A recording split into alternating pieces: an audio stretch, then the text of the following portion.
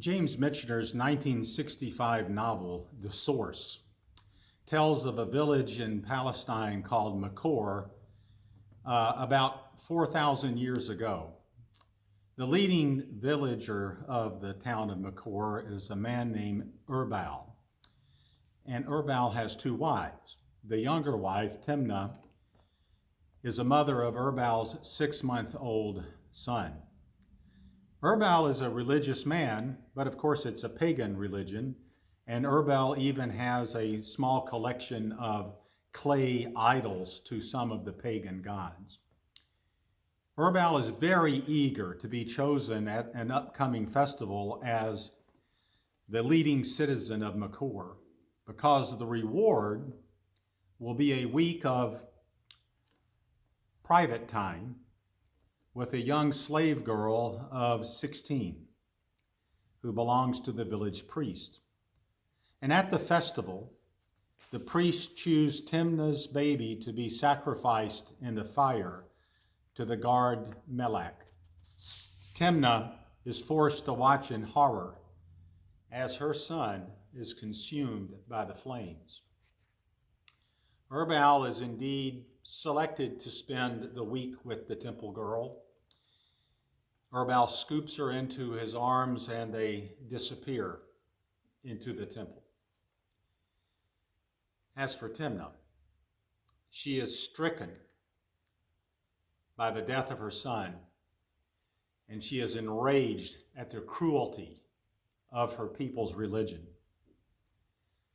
She goes home and takes Erbal's clay idols outside and smashes them to bits. She sees life in a new and different clarity. With different gods, her husband would have been a different man. If our world had a different God, it would be a different world. And if we wish to tell others of the God that we know, the one true God, then we need to tell them of the cross and the empty tomb. Christianity is life, and life more abundant. It does matter what God we worship, and it matters what God others worship. In the God of Jesus Christ, we live and move and have our being. We are certain of God because God raised Christ from the dead. In our hearts, then, let us always sanctify Christ as Lord and always be willing to witness to anyone the hope we have for this life and the next. Our world, our country, our communities alike would be different places with different people, and so will we if we focus together and individually on Wesley's 3 questions.